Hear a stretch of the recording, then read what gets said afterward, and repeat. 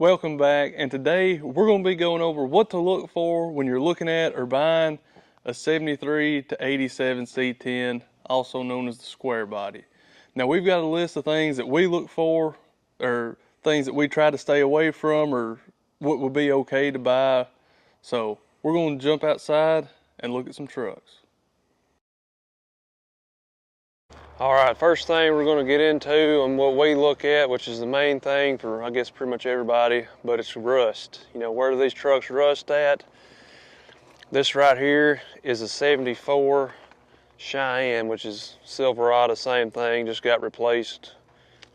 Silverado replaced Cheyenne, so this is going to be like our 73 to 80 example. We'll look at a 81 to 87 after this one, kind of show you what we've found to be, the most common places they rust. Pretty much a given on any truck, 73 to 87.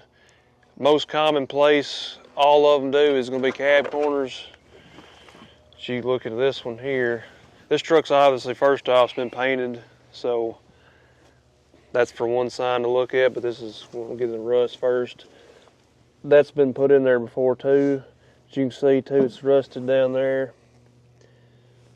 The rockers have been replaced in this truck. They've kind of just been scabbed over, so not really I don't want to say it's a hack job, but it's not really what you're supposed to do. The correct way to do it. Yeah. Another sign to look at, especially like cab corners, if you look at the factory spot welds down there, which look like basically the end of a pencil eraser, about that size if you don't know what they are. If they're gone, either one, the cab corner's been replaced or somebody's been fixing on it, so I'd look at that pretty good. Rockers on these, I mean, the inner rockers on this truck I'm pretty sure are shot. Yeah, they're gone. They tried to cover them up with these, just throwing these rockers on top of it, but that's just, I mean, you've got to lay under these trucks and look, because yeah, from the outside, if you didn't know any better, you would think the rockers on this thing are solid. Yeah. But you get under it and it's not. Get under it, feel around it, especially up here too around this rubber seal. They rust around that. And on these 73 to 80s, in my opinion, they rust more than an 81 to 7. One being they're older, but two, just the way they're made. The fenders on these and the bottoms of the doors, we'll look at the door while we got it open. But the bottoms of the doors on these trucks, especially up under here, are bad to rust. On the inside and on the outside. I think the other side's worse, but like right here. Especially in that corner, the doors. Something about, I don't know how it's made or if the metal's a little different or what, but fenders too. Like the bottoms of the fenders will rust. Being the one on this side, this is the side the battery's on. But you can also tell it's packed full of Bondo, so. That too. But it has been, you can see rust holes in it. It was rusting here. And then I believe behind the wheel, I don't know if it's this side or the other side, but they will start to rust right behind the wheels too. And two, the hoods will rust on these right along the front. Just like this one here. Just exactly like that one right there. And the hoods, especially on the 73 to 80s, are terrible about rusting. Yeah. Also about the hood, everybody's probably seen this. They bow in the middle. When you shut them, you got to push them back. You can't just pull them straight down. Or you'll accordion it. You'll fold it in half. Fold the thing in half. Yeah, this is the better rusted. Well, this is a better example side. This thing is rotted all around the bottom down here, front and back. This door is also rotted like that. And I mean, as far as I know, this truck's been, I guess, around here its entire life. As far as we know. In West Tennessee, so I really don't know. I don't know if it's around moisture, like this truck was pulled out of a shed, so I don't know if a dirt floor, the moisture in it ate them out or what, but this side's pretty much the same as the other side. I don't think it's any worse. But on these 73 to 80s, I'd look, if you're wanting to look underneath it, look at the floorboards, where a heater core could leak on the passenger side. And another place on the 73 to 80s that are bad about rusting is around the kick panels right there, which I don't think this one's actually too bad. but that is one of the more common places, especially on the cab and the firewall. You know, behind the wheels, a little bit on top of the wheels. I mean, basically anything from, I'd say the top of the body molding down, I would check that the most, because everything above that's pretty much, Yeah. other than the front of the hood, everything above that's usually pretty good. The tailgates are another one on the 73 to 80s. They're bad about rusting down here. You can see this one's got some, but especially on the inside. Lost my hand right there. There we go. But well, you can see this one's got fiberglass put in it. But you can see, and the bed floors. This one does have holes in the bed floor too. And you watch this and think, well, these trucks just rust everywhere. And well, this is like a very good example just to use that shows everywhere. Right. Not every truck is rusted everywhere. Most of them out here are nowhere close to this. Just so happens this one is rusted pretty much everywhere. Yeah. So it makes for a really good example for this, especially. You know, on these 73 to 80s, I would look at them really good. You know, if they got body molding from there under down, you know, the wheel open molding down on the trucks. That's the worst spot. And then the hoods, front of the hoods, and then this cowl up here, which I think it's actually good in this truck, but we had one that yellow truck, that Bonanza inside, you could tell, you know, it'd been worked. You thought, you know, it may have had a little hole in it, or a little surface rust. Yeah, maybe surface rust. Somebody didn't know what they were doing. They just threw some primer on top of it, you know. So we start taking the primer off, and then we start finding fiberglass. Yeah, you find fiberglass, you find some chicken wire, then you find some more stuff. And a little bit of newspaper. And it ended up eating that whole corner of that out. I had to end up redoing it. It actually ate out the whole window channel. Yeah. This window channel come out when we pulled the front glass out. Come out with it. So I ended up having to fix that. And I didn't even realize they rusted right there that bad until we done that truck. That was about, that was 4 or 5 years ago. And really, that's probably the worst one we've ever seen in that area. But the funny thing about that one was, it was rusted right there, and that truck was like perfect everywhere else. Yeah. For the most part. Rockers were solid. There's a little bit in the floor of that truck, but nowhere near compared to this. Yeah. Doors are perfect. Fenders are perfect on it. So I don't know what the deal with it was. I guess it's just one of the fluke things, because they have little drains in the corner of these glass, in the glass run right here. Little bitty drains, like 1/4 inch if that. Yeah. And I guess if they get stopped up, it just eats them away over time. Must do it. And you may wonder why we even have this truck as rusted as it is. But something we found out after we already got it home was that this is actually a factory wood grain truck. So this is supposed to be wood grain in the center. Actually, you can open the door right here. It is a factory.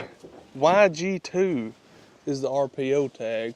But if you see that brown right there, that's not paint. That is actually wood grain vinyl. So it's very hard to read in this thing, but you can pause it and read it. But it is a factory YG2 wood grain truck. So that's pretty cool, which this is one of those Facebook Marketplace deals. It was kind of in the price range where you just kind of agreed to it without looking at it. Yeah. And then we go look at it and we're thinking, why did we do this? Well, looking at it now, but I mean, it is what it is. Right. And something too, the inner fenders on these trucks, they're bad to rust about on this support brace right here, and then on the front, which, like I mentioned earlier, this being the battery side, it's going to leak battery acid out. And right the inner fender, bottom of the support possibly, so I'd look for that. So that's pretty much a rundown on where to look for rust on a 73 to 80. Now let's jump to 81 to 87. So this is the next example. This is an 81 or 2, I can't remember exactly, but this is the truck we just pulled out about a month ago. We're going to put a big block in it. She's a victim of some rust as well. Yeah, it's got a little rust in it. Nowhere near compared to that truck, but like I said earlier, cab corners pretty much a given on any year of these trucks. I mean, that's the first place that's the most obvious place to look. 'Cause that's where every one of them that's set outside for really any extended amount of time, they're going to rust there. But these, well, this truck specifically is, you know, part of the floor's gone, part of the rocker's gone. And the door. Yeah, and the door, which you don't see as much on an 81-7, but I'm thinking this truck had to have been leaking somehow. Yeah, it definitely was not sealed up good. No, because the passenger side on this truck is like perfect. The floor is solid, but the driver's side is 8. So I don't know if something's set in the seat. You know, they could have had a battery.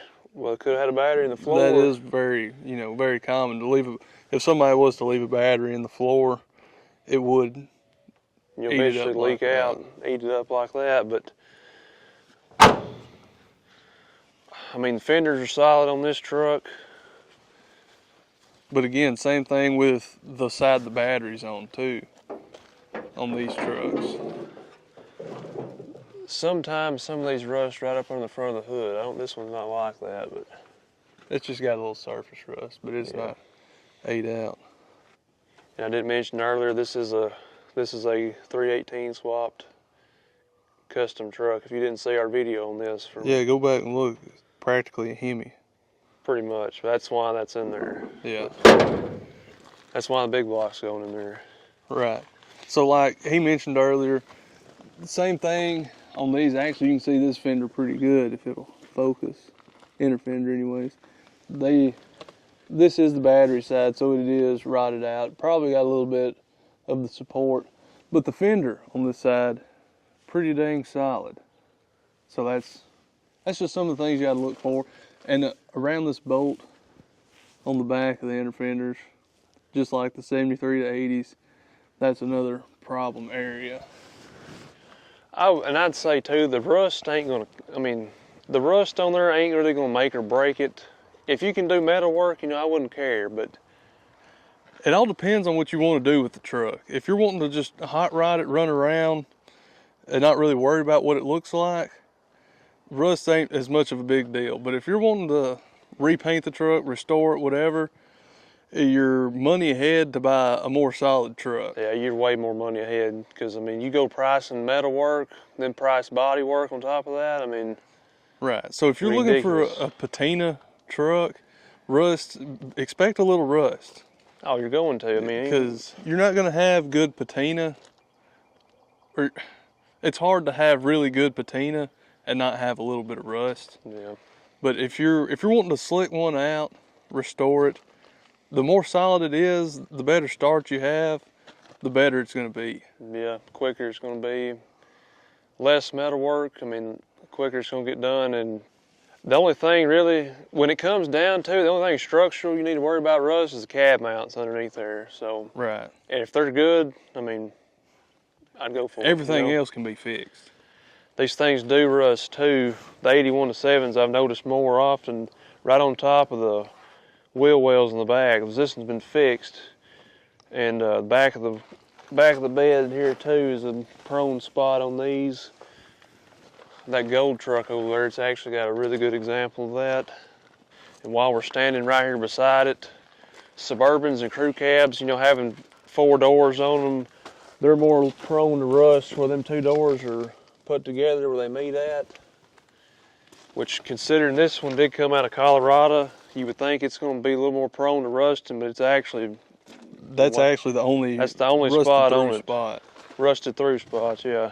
There is a little bit of paint flaking and some surface rust behind the wheels on this thing, but that is the only rotted through rust hole in that truck, which is kind of impressive for it to be in that climate, that environment its whole life. Right.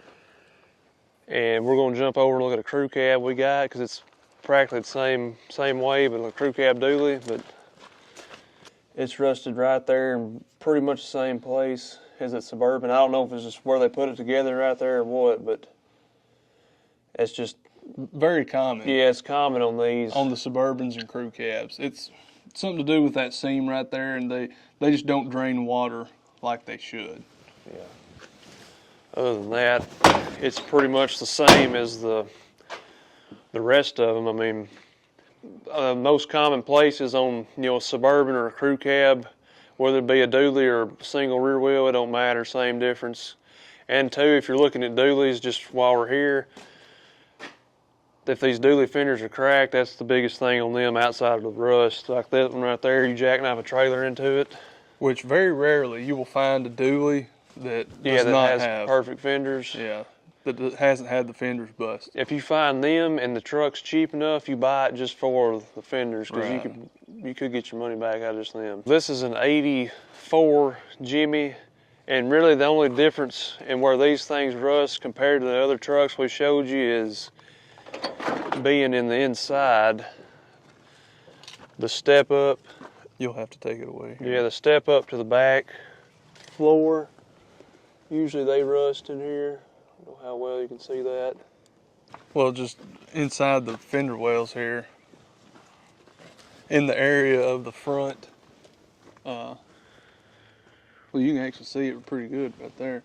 Just look around the front spring hanger, because you can see the tub right there has got a hole in it. So that, I mean, really on the Jimmies and the Blazers, that's the only different area, because obviously trucks don't have that step up like that. But yes, this truck, or Jimmy, Blazer, whatever, needs a rocker, needs part of the floor in it. I mean, but this thing's been, the window's been busted out of, and it's sat there, the window leaking, so. Right, and you can expect that. And this is another good example of around the windows, because this one does have a little hole under the windshield, I believe on both sides, but you can see it. I think so. You can see the bubbles coming through, but really that's more common on a 81 to 7. These things will rust right at where they put the roof skin on to the top of the windshield. I've noticed that on a couple of them we've got that's sitting out here too. And Blazers, if you can, look around the top too. If you can barely see right here, there is a little hole between the top and the cab. So if you are able to pull the top off, I would suggest doing so. If you're not, no big deal. That's all flat. If it has to be replaced, it wouldn't be too bad. Yeah. Most of your Jimmies, Blazers, and Suburbans that have a tailgate, they all crack right on the ends. Both sides, they all do it. Most of them do anyway. And I guess it's just a stress point. When you shut it, you know it wants to bend that and just pulls them apart slowly, and they get a little water in there and they start coming apart, rusting. So And it's all downhill from there. yeah, she's downhill from there. But the biggest thing I would look for to wrap up all this talking about rust on these, number one thing I'd look at is to make sure they have a roof on them. But if they don't, it's all good. Funny thing about this truck, it actually runs and drives. No comment? No comment. You said all there is to say. So now that we've covered rust, the next thing that we look for is try to determine whether or not the truck's been painted on or painted all over. So here we have an 87 Silverado, two-tone blue. Now first off, the big thing to look at, or a big giveaway for us, if one's been painted, is that right there. Flake and clear coat, or just clear coat in general. The square bodies, they were never painted base clear. They were all single stage. So if you see one with flake and clear right off the bat, you know it's been painted. And another thing to look at, I don't know if this truck has any on it, but a lot of times you'll see the Bondo will shrink, and you'll just be able to see a Bondo ring in it, and then you know it's been painted, it's had body work, could have some rust repair right there. You don't know. And another thing that we like to look at is the tape straps, especially on these two-tone trucks. This is a really good example of the wrong tape strap. The factory ones, I don't know if we've got a factory one sitting around here, but that one would fool you though, because that one's kind of close. It is hard because of the bottom curves, but they will get narrower as they get closer to the side marker light. So really, on the tape straps, you're only going to be able to tell from about here forward. whether it's factory or not, because they do taper as they get closer to the front.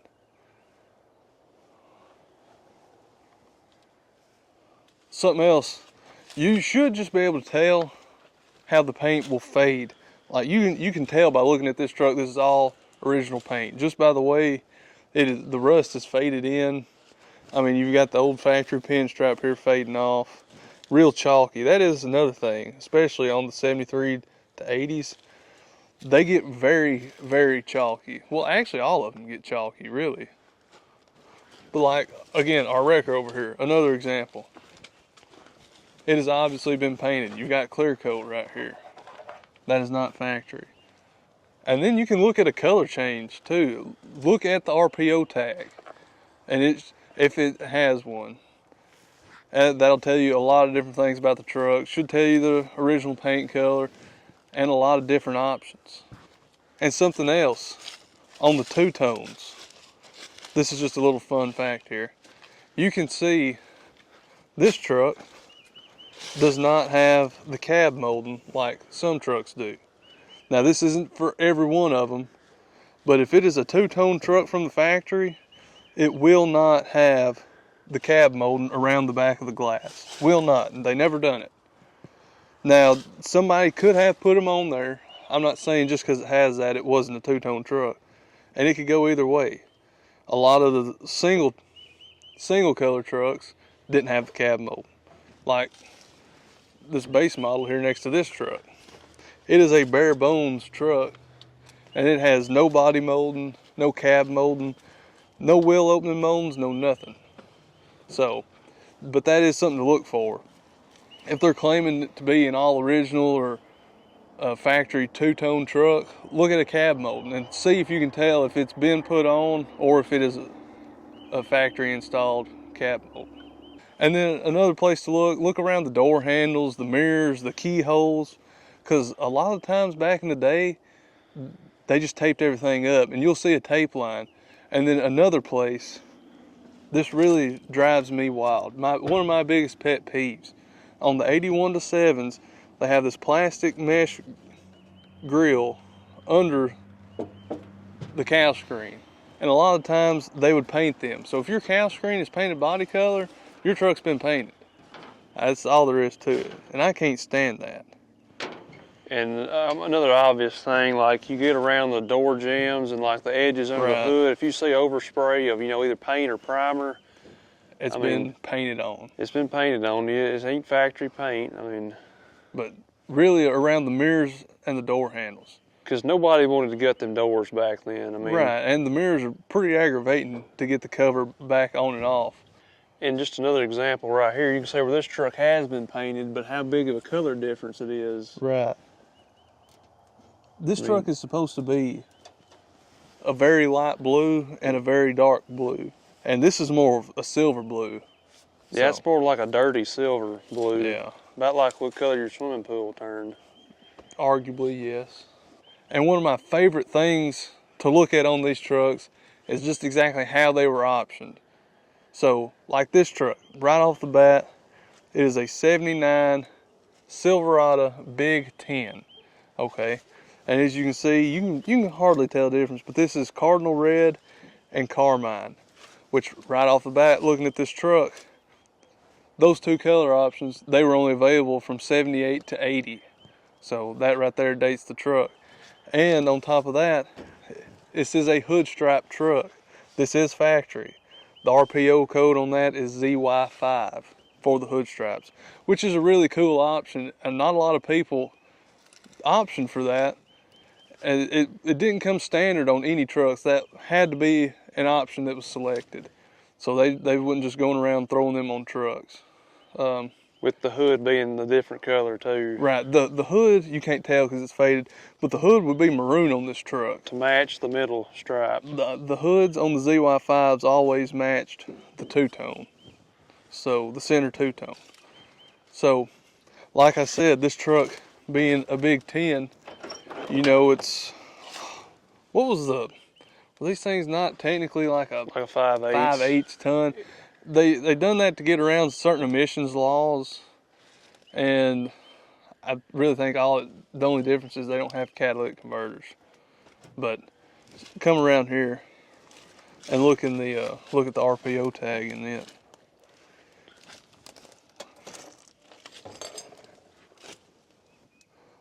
And it's actually in really good shape still. So you can see it should have what, big or heavy duty equipment or Big 10 equipment. Third one from the top, right? Right. Well, and another thing with the Big 10, I can't say every one of them, but I know a lot of them, or most of them that I've seen, will all have the heavy duty suspension, the heavy duty brakes, and a lot of them have 12 bolts, 12 bolt rear ends. So that's something else to look at. The quickest way to figure out if you've got a Big 10 or a heavy half, which that is just the GMC version, which they are a little bit harder to find, but look at the fourth digit of the VIN number. One, if the fourth digit is a 1, it's a regular half ton. If the fourth digit is a 2, it's a 3/4. If it's a 3, it's a 1 ton. And if the fourth digit is a 4, it is a Big 10 or a heavy half. As far as I know, that's the only trim level or whatever you want to call it. I think that's the only thing in the VIN that's that denoted they can by, yeah. decode that. So, and another thing, but if you're trying to figure out what truck you have and you can't find a VIN decoder, a good place to look is the front few pages of an LMC magazine for square bodies. There's just a lot of random facts in the front of those. They have VIN decoders, and it's actually kind of handy just to have, just in case you want to run the VIN, see where it was built, what engine it had, just like the chassis identification, which tell what tonnage it was. And then you want to look at, obviously, two-tones. I know we've mentioned two-tones a lot, but that really does sway in the price of the truck and how desirable the truck actually is. And it seems like the weirder the options, the more the truck is, the more desirable it is. Like the wood grain on the 74 over there, or if they're optioned with bucket seats, you know, just stuff like that does add to how desirable the truck actually is. Now we're going to jump inside and see what to look for on the interior. And so the last thing that we try to look at, try to verify, is the miles on the truck. Because, you know, there's some people out there that will give them a haircut, if you know what I'm saying. So here we have our dad's 87 Silverado. He bought this thing new, one owner, all original. So we know everything about it. We know that nothing's been messed with. This is about as original of an example as you can get. When you're trying to verify the miles, the best place to look is going to be the interior on the truck. As you can see, if you come around here, just come around here, show the cluster. This is a 13,000 original mile truck. I'm just kidding. No, I don't know if you can see it or not. You see this truck is showing 13,195. So that is actually 113,000 because the square bodies only have a 5-digit odometer. They do roll over. But I will say this truck is nice enough to pass for 13,000, especially on the inside. So like we said, this is all original interior. And the door panels, the dash, everything. First thing I look at, because it's the easiest to look at, is the brake pedal. A lot of the times there'll be wore right there on the inside edge. And usually that's a good indicator of the actual miles on the truck. Another place to look is the pins and bushings in the doors. See how tight they are. See, this truck, there is no give in the pins and bushings. I mean, the door, you see the nice straight gaps, which would show that this truck is a fairly low mile truck, not been ragged out, stuff like that. And another place to look is the striker of the door. That'll tell you if the pins and bushings were dragging, if they've been replaced, because I've seen these before with almost half the striker be gone because slamming the door. And another place, the top edge of the door, if the paint's rubbed off of it, or off the inside of the cab right there, they've been dragging. They've either need pins and bushings or they've had pins and bushings put in. And another thing you want to look at close is the seats on these trucks. A lot of the times there will be chunks took out of the driver's side foam. I don't know how or why, just years of sliding in and out of it, but that is another area to look, how wore the seat is. And then almost every other one of them, or on almost every truck, you're going to have a sagging headliner. That's just typical of these. This one just so happens the headliner is not sagging at all, which is very impressive. And then you're also going to want to look at the dash pad itself. This one you can barely see. It's got one little crack in it right there. But you want to see if it's had an aftermarket dash put in it, or just how bad a shape the dash is. If it's cracked really bad, you know, the mileage may not be as accurate as what they're saying, or it may have lived every day of its life out in the sun. There is just some certain things that you'll look at and you'll know whether the mileage is accurate or not. You can look under the hood, how clean under the hood is. Mm-hmm. Like, the hood's popped, we'll just take a look under here. Still very clean. But other than that air breather and the AC compressor being new, I mean, everything else is pretty much untouched other than that. Right, I mean, look, you got the factory jack. Look at the condition of the stickers under the hood. That's another big thing to look at. Usually the nicer the stickers are, the more likely it is for the mileage to be accurate. Because a lot of times you won't even be able to read this. And the jack stickers, a lot of times them come off. And this over here on the airbox, these are bad about fading and coming off. But another thing to look at is the bed floor and the tubs especially. The nicer the bed floor and the tubs are, the more likely it is to be a lower mileage truck. This one, for example, this is a fairly low mile truck and they're very straight. If the floor's beat up, you know, it could have been somebody's work truck. They could have been hauling hogs or doing carpentry work out of it. Who knows? But the more likely it is to be a higher mileage and more drove truck. Yeah, I mean, we can't sit here and tell you if the bed floor's beat up. There's trucks out there, I'm sure the bed floor's beat up and they got less than 50,000 miles on. I mean, you're going to have to use your judgment. Right, and that's the big thing. But like I said, there'll be certain things you can look at and you'll just know if it's true miles, actual low miles, or if they've been put through the ringer. And the more you're going to be around them, the more you're going to pick up on stuff like that. So don't think you have to go buy the first one you find. If it's making you uncomfortable, kind of questioning a lot of stuff, don't think you have to buy the first one. If you're unsure about it, you're better off to just leave it alone. Because there's plenty of them out there that are. So. Right.